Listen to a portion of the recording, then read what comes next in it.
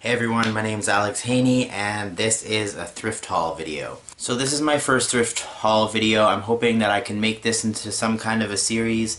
If you're new to this channel, I do a lot of outdoors related videos as well as simple living stuff. So I'm kind of envisioning this series as a combination of those two things, where I'm going to be sharing some of my latest thrift finds with you all and also geeking out a bit about outdoorsy stuff.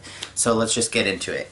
My first find is this fleece top from Mountain Warehouse. So some of the features that I was looking for are a pullover type sweater that was lightweight fleece, had this quarter zip in the front, and also had this style of fleece, which is, I don't know if you can see, it has kind of the checkerboard pattern to it, and that's supposed to promote better airflow. For my lightweight insulating layers, I used to always go exclusively with wool, so this is an example of something that I would often wear. And I do really like wool for a couple of reasons, but to be honest, the main motivator for wanting to try out fleece for this lighter weight layer is that I'm kind of getting tired of all the hand washing involved with wool. There are definitely pros and cons to it, like wool doesn't get as stinky, and I really enjoy, you know, just being able to hang out by the fire and let sparks come at me with the wool and not have to worry about it burning or anything like that.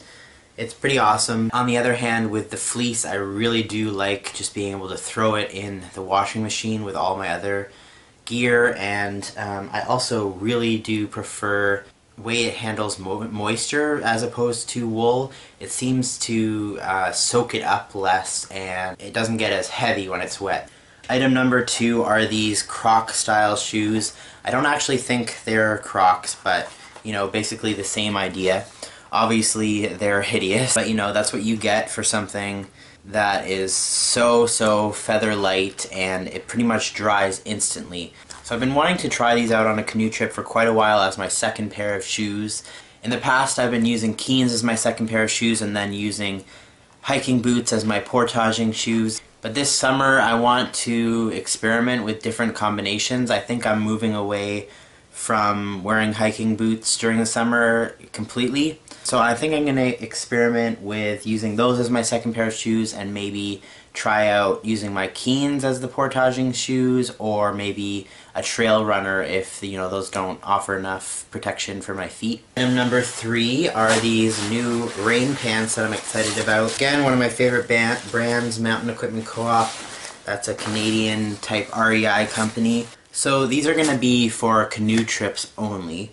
I'm thinking of abandoning rain pants for backpacking unless maybe it's going to be a really cold trip. I just find they're not really effective. Like, they keep me too warm and then I end up getting soaked anyway from my sweat. So I might just bring nothing and just deal with wet pants and then bring an extra pair to sleep in. I really liked my old pants, which are right here. They're also Mountain Equipment Co-op. And as you can see, they've gotten quite a bit of use.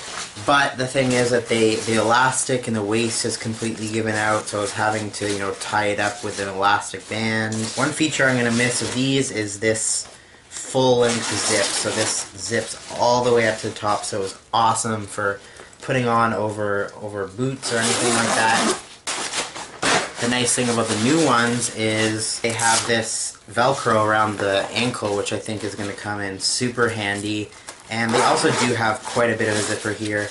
It just opens up like that, so we'll see how well they can go over my shoes. Okay, next few items are all pants and shorts, and I'm in the process of completely switching up my pants system for backpacking. I used to wear pretty much the same stuff for both canoe trips and backpacking trips. As I move forward, it seems my gear for both those sports are diverging more and more, and I'm just realizing more and more how different a travel style they are, and pretty much my gear all around for both types of trips are completely different. So I picked up these. They're just a really lightweight polyester short.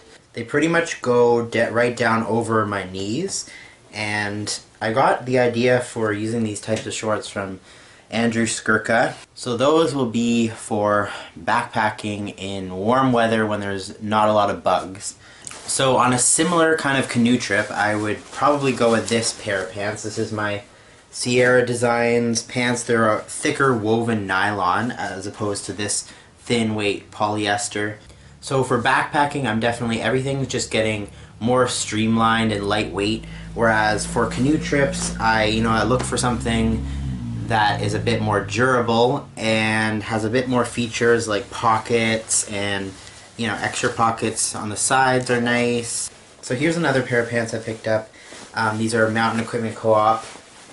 Pretty lightweight nylon pants, and I really like these because they have a cinch cord at the waist and a really nice strong elastic, and they also have button adjustments around the ankles, which I like, and they do have just one set of pockets, but no pockets on the legs, no zippers or anything that's gonna just add weight or get in the way. So yeah, these are gonna serve as my sort of more heavy duty backpacking pants. So they'll be for cooler weather backpacking, or when there's a lot of bugs, or when I'm gonna be going through some pretty intense bush and stuff like that.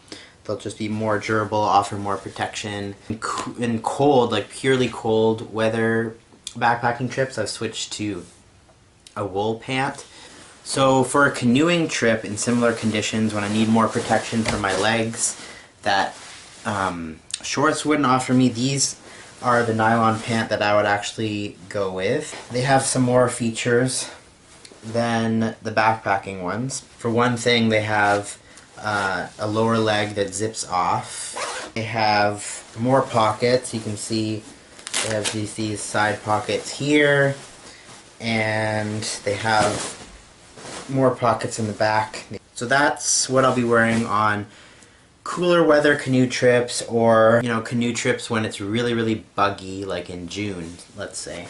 So my last thing that I picked up that I want to show you guys are these polyester pants. They're going to be for backpacking as well. And these are also Mountain Equipment Co-op. These are definitely lighter weight and they're supposed to be more breathable, but they're less durable and offer less protection from bugs and cold and that kind of stuff. So these are awesome because they have a stretchy waist, which I like, and they have the ankle adjustments as well.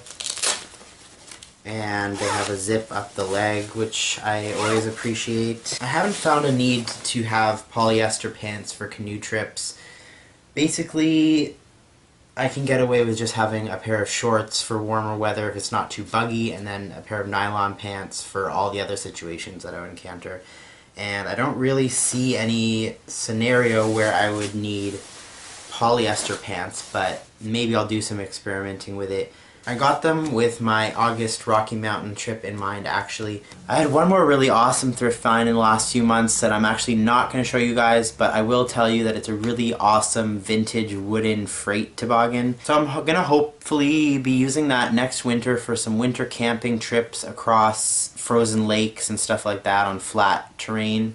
It does need some minor repairs, so I think what I'm going to do is maybe make a video about how I'm going to be doing that and show you the toboggan in better detail and all that stuff. So if you guys enjoyed this video, remember to give it a thumbs up so I know to make more videos like this in the future. Take care. See ya.